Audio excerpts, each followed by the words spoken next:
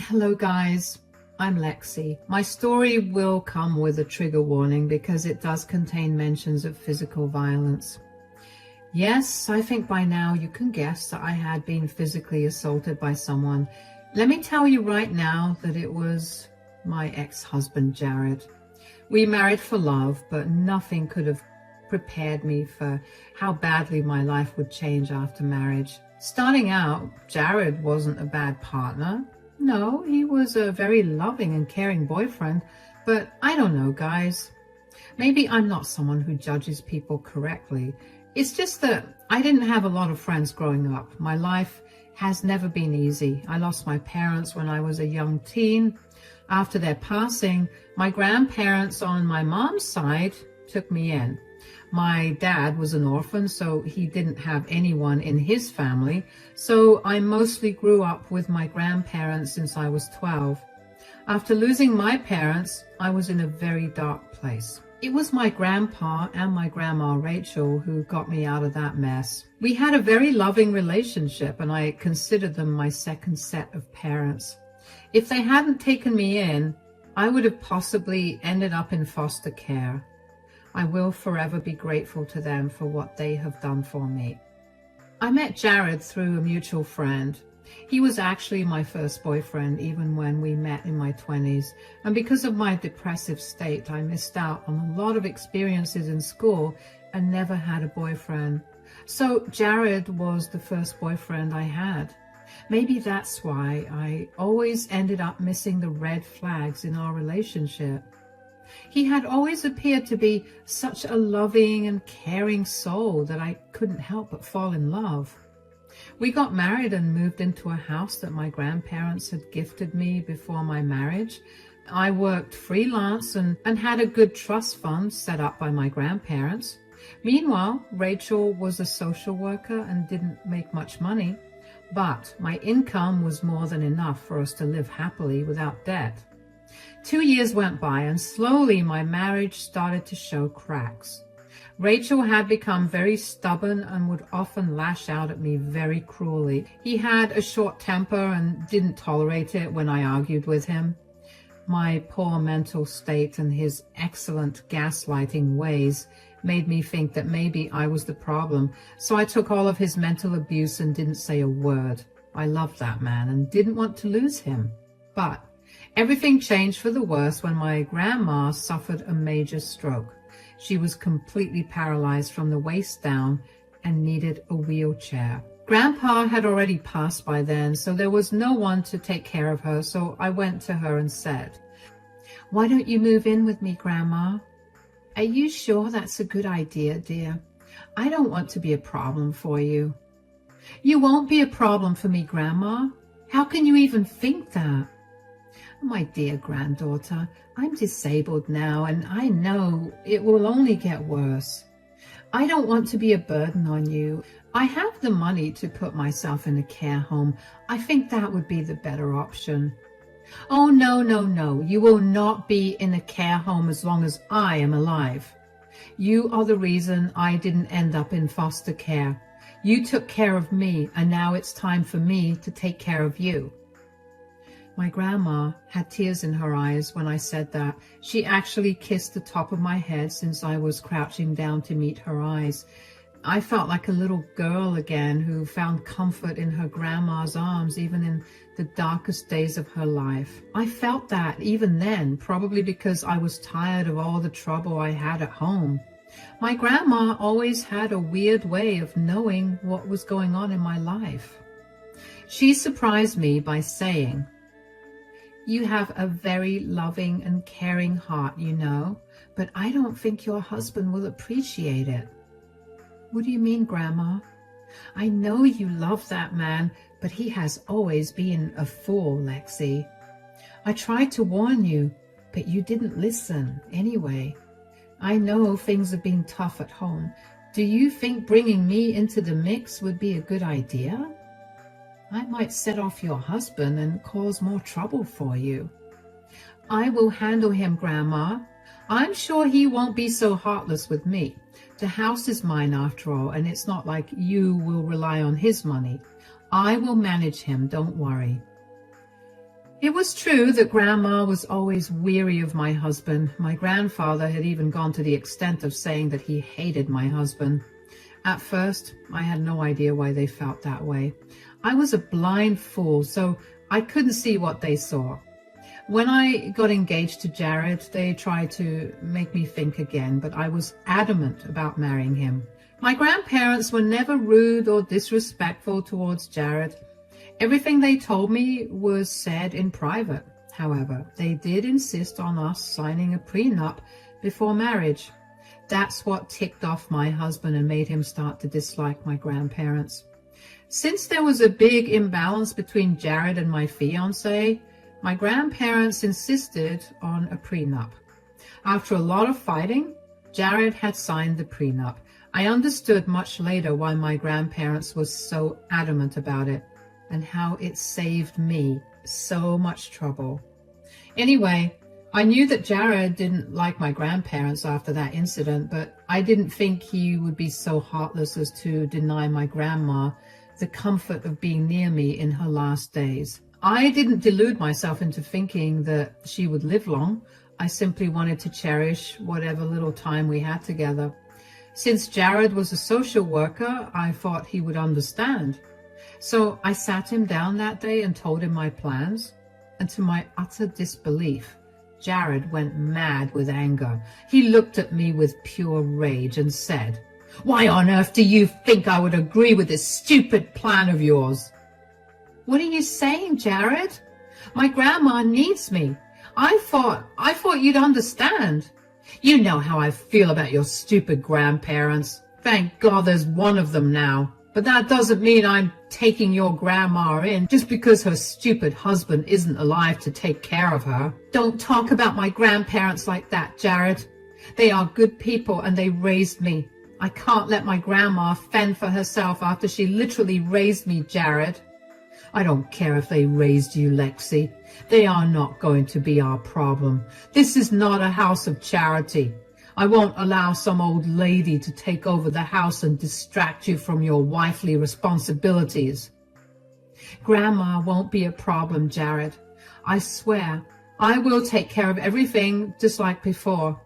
You won't even have to help.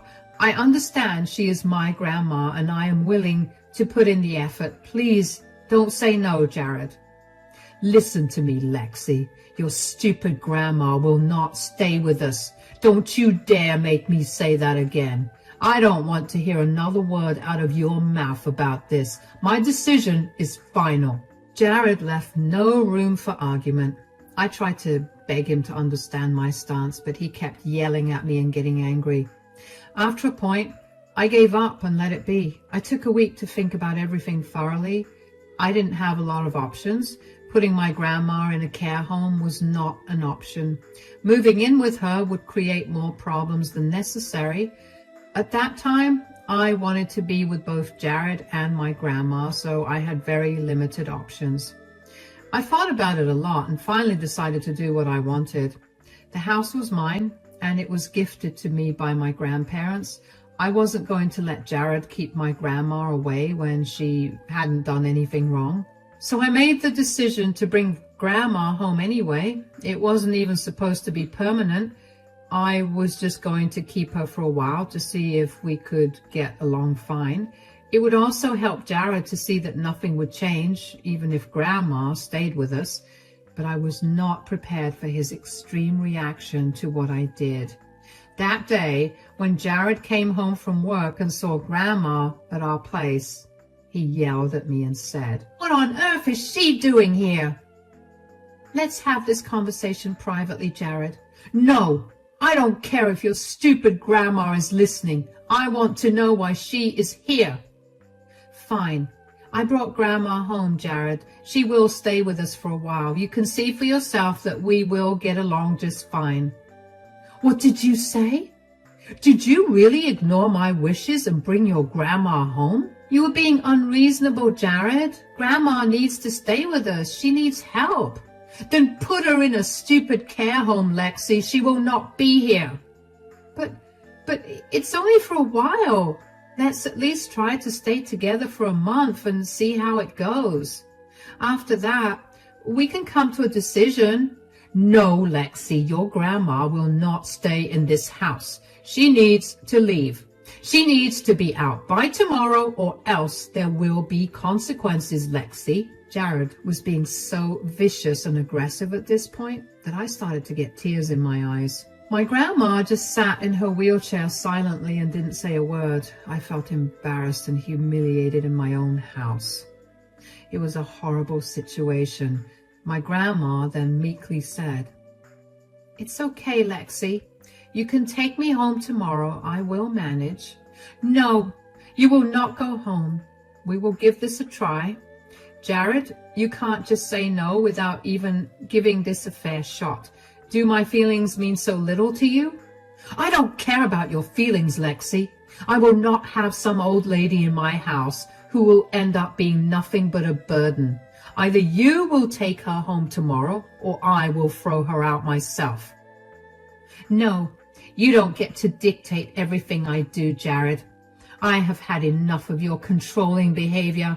My grandma will stay, and you are no one to kick her out because this house belongs to me." I was mad with rage when Jared told me that he would throw my ailing grandma out on the streets. You can only imagine how angry and hurt I was. In my anger, I ended up talking back to Jared instead of being apologetic. This just made Jared snap bad. I had never expected him to do what he did next. It happened so fast and was so unpredictable that I didn't even have the chance to defend myself. In a second, Jared's palm was on my face and I realized that he had slapped me. He had actually slapped me so hard that I fell on the sofa, barely missing my grandma who was beside me in her wheelchair. At that moment, Grandma shrieked and I cried out in pain. I looked at Jared in disbelief and saw that he was stunned by his own actions. I guess at that moment he realized that he had messed up. I said in a shaking voice, "Did you just hit me, Jared? Did you lay your hands on me?" I wasn't thinking." "Shut up, Jared. How dare you put your hands on my granddaughter?" "I'm sorry, Lexi. You made me do this." "Leave, Jared. Just leave my house right now." "What? You can't kick me out, Lexi." "I will call the cops on you, Jared. Leave before I do that and get you arrested." Jared panicked and left as soon as he could. When he was gone, I broke down in tears. I was sobbing and wailing my heart out because I hadn't expected the love of my life to lay his hands on me. Like always, my grandma was my rock and comforted me to the best of her abilities while I poured my heart out through my tears. After hours of crying over that cruel man, my grandma said, "I always had a bad feeling about Jared, but even I am surprised at what he did, Lexi." "How could he do this to me, Grandma? I thought he loved me." "Listen to me, Lexi. That man is a monster and you don't deserve this. What he did was horrible. You need to do something about this, Lexi. You can't let him get away with it. Please don't tell me you plan to stay with him even after he hits you." "No, there's no way I'll stay with someone who puts his hands on me. And you are right, Grandma. I can't let him get away with this." "Good. Then you need to do something, Lexi. You need to take a stand and go to the cops. He will be back and God knows what he will do then. You need to take action before it's too late." My grandma was right. I needed to take action before it was too late. So that day itself, I got into action. There were security cameras in my house, which had recorded Jared hitting me. I quickly downloaded the footage and secured it. The next morning, I went to the cops and submitted the evidence and filed a police report. As I was coming back home, I got a call from my father-in-law, Tony. He told me that he needed to talk to me and that he would bring Jared along with him as well. I was a little relieved because I knew Jared wouldn't dare to hurt me in front of his father. But I knew that Jared's father wasn't a good man either. He was the one who raised Jared in a way that he never had to take responsibility for his bad actions. His dad always helped him cover up his misdeeds, no matter how small they were. I knew that they were coming to negotiate and talk it out, but I had other plans up my sleeve. Tony and Jared came home after I was back from the police station. Jared refused to look me in the eye while Tony looked nervous. He was trying hard to appear calm and collected, but it was all a facade. After making some awkward small talk, Tony said, "I know what my son did, Lexi. I'm very sorry on his behalf. Trust me, he has been very remorseful about this." "I don't think being remorseful will help him now, Tony. What he did is wrong, and I am well within my rights to go to the cops."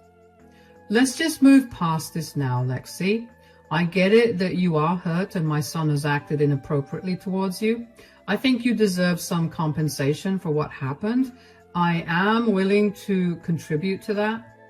"What are you talking about, Tony?" "How about this, Lexi? I can give you $500,000 to make it up to you." "Excuse me, Tony? What did you just say?" "I know it's a lot of money, but I can come up with the amount. I have some assets that I can sell to come up with the money. It won't be a big problem." "Are you seriously offering me a bribe to stay silent, Tony?" "Think about it, Lexi. You don't need to go through all that hassle of reporting Jared. You don't have any proof anyway, so just take the money and work on moving past this. You can use the money for therapy, shopping, literally anything you want. It will be solely yours. Jared won't touch it. I think this is an amazing offer for you, Lexi. You should take it."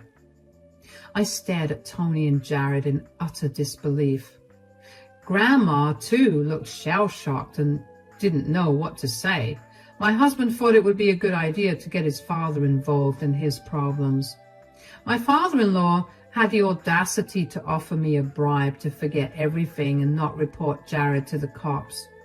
They were both under the assumption that I couldn't prove Jared's abuse to the cops. Let's not forget that I still had a very red and angry-looking mark on my face that was basically Jared's handprint. And they forgot that I had security cameras in my house. Tony and Jared thought that they could outsmart me and try to sweep everything under the rug, but they had no idea how useless their plan was.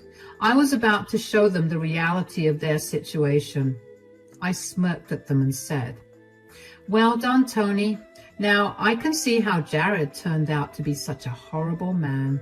I wish I had understood this sooner. You two are made of the same stuff after all." "There's no reason to be so cheeky, Lexi. My dad's only trying to help. He actually made you a good offer." "Should I act impressed and grateful for that, Jared? I'm not a gold digger who is after your money. No amount of money can compensate for what you did, Jared. Besides, your offer is useless anyway, Tony." "What do you mean my offer's useless?" "I guess none of you remember that I have security cameras in the house. You know that they record everything, right?" You have a video recording of what happened?" "Yes, Jared. And guess what? I have already sent the recording to the cops. His family, his friends, and Jared's boss. The damage is done, guys. Looks like Jared will be losing his job and going to jail as well." The look on Tony and Jared's face was absolutely priceless. My husband was literally shaking when he realized that I had sent proof of Jared's physical abuse to his boss. My husband was now in deep trouble. He had no idea what he had gotten himself into. Jared had recruited his father to shut me up with money. But I am not some gold digger who could be shooed away with a check. No, I'm a woman who would absolutely fight for the right thing and punish anyone who would dare to abuse me. For years, I held my tongue because I didn't want Jared to be in trouble. I loved that man with my entire being and never thought he would end up turning into such a monster. I was okay with dealing with his mood swings and stubborn personality, but what he did to me crossed a major line. Now, I wasn't going to be quiet and let bygones be bygones. I was going to show Jared that he had messed with the wrong person. Tony gulped loudly and looked at his son with weary eyes. Jared was visibly panicking when he thought of the repercussions that he would be facing soon. He was looking around like a crazed man, wringing his hands as well. After a while, he mustered up the courage to say, Did you send the footage to my boss? Yes, I sent it to your boss and the cops. Actually, you should know that I privately sent it to everyone so that they know what an awful man you are. How could you do this to me, Lexi? Why did I do this? You didn't think twice before hitting me, Jared. What makes you think I would care about your feelings now? I'll end up losing my job and possibly going to jail. I would be glad to see that happen, Jared. I want you to lose your job and go to jail. How can you say that, Lexi? I am your husband. How can you send your husband to jail? How could you destroy your husband's reputation? When Jared said that, he was almost in tears. I guess he was trying to manipulate me again with his tears and words. I was really surprised to know that Jared was thinking he would still have the privilege of being my husband. I started to laugh when he kept referring to himself as my husband. This delusional and narcissistic man dared to assume that I would continue this sham of a marriage. It was so funny to me that despite everything, I started to laugh. Jared looked surprised by my laughter and looked at me with a confused expression on his face. And he then said, Why are you laughing? Husband, you say, Jared? Well, here is some news for you, my dear husband. You won't be married to me for long. What do you mean, Lexi? I will be filing for divorce, Jared, and I will make sure the judge knows what an abusive man you are. You will pay for what you did to me. Jared was now even more surprised than before. He knew that there was no way for him to get out of this mess. Perhaps he had thought that I would withdraw my case if he was able to manipulate me into feeling guilty. He had expected me to continue being a doormat and forget his abuse out of love, but I was telling him that I would leave him for good. When I mentioned divorce, Tony also panicked and the duo started to change their stance once again. They kept telling me that I was making a mistake and overreacting, and they said, You're overreacting, Lexi. This was just one time. My son has already apologized to you, and we have offered you a generous payback as well. What more do you want? I want to destroy your son's life like he tried to destroy mine. Men like him think they can get away with anything. A person like him deserves to be labeled as an abuser because that's what he is. But what will I do now, Lexi? I'll lose my job and have no income to support myself. You don't get to work in social services after being an abuser yourself. I will never forgive myself if I let you go and end up taking advantage of who knows how many women. You don't deserve to work with vulnerable people when you tried to throw my grandparents out and hit me when I argued about it. I already said that I'm sorry, Lexi. Please think of us and our marriage. We were so happy together. Stop right there, Jared. You were happy in this marriage because I chose to ignore all your red flags and stay with you regardless of your horrible behavior towards me. You took advantage of me and my grandparents' generosity and still wanted more. You are nothing but a greedy, abusive man. Jared kept saying sorry and pleading with me to withdraw my case. He also wanted me to forego the thought of divorce and give him another chance. I really couldn't believe the audacity of the man. He actually didn't care if he lost his job. He was only worried about going to jail and having me leave him as well. He knew that even if he ended up losing his job because of the video, I would have supported him and taken his responsibility. That would happen only if I agreed to stay married to him and give him a chance. So, Jared desperately tried to convince me that his physical abuse was a one-time thing and wouldn't happen again. What shocked me even more was that even Tony was begging me to forgive Jared. When they saw that I was turning cold, they started to ask my grandma to convince me. They said to her, "Please talk to your granddaughter, Rachel. She's making some really rash decisions. People shouldn't end their marriage over one small mistake." Yes, it was really a one-time mistake, Rachel. Lexi's throwing away years of our love for a small mistake. You two are calling this one small mistake? How dare you minimize what you did after hitting my granddaughter in front of me? Have you two no shame at all? I'm sorry, Rachel. I'm really sorry, I swear. It will never happen again. I just lost myself in anger. Yes, you lost yourself in anger because Lexi wanted to take care of me, her sick grandma, in a house that she owns. She didn't even ask you for money, Jared. You had no right to do what you did. I know. I really overreacted. You are absolutely welcome to stay here, Rachel. I will never say anything about this again. In fact, I will take care of the two of you myself. Now, it was my grandma's turn to laugh at Jared. My stupid husband thought that we could all go back to normal just because he said sorry and is finally allowing my grandma to stay in my house. Yes, you see the hypocrisy there, guys? He was acting as if he had the right to give my grandma permission to stay in a house that I own. Mind you, this house was gifted to me by them in the first place. Jared had apparently forgotten that, so my grandma stopped laughing at him and gently reminded him, "What makes you think that I need your permission to stay in my granddaughter's house? Who died and left you in charge?" Well, I was just saying. Do I have to remind you again that this house belongs to me? Or is that going to make you slap me again? No, I will never do that again. I swear, Lexi, I won't. You're being very hurtful and unreasonable, Lexi. Come on, Rachel. Will you really encourage your granddaughter to end her perfectly good marriage? That's enough, Tony. I sat here and let you and your son go on with your nonsense. But now it's time for your son to face the consequences of his actions. My granddaughter is doing the right thing by leaving Jared and reporting him. So you two are taking Lexi's side? I will 100% encourage and support Lexi because her marriage is nowhere near perfect. She is removing herself from your evil son's clutches, and I couldn't be more proud of her. In fact, I actually talked to some of my husband's old cop buddies and made sure your son doesn't escape justice.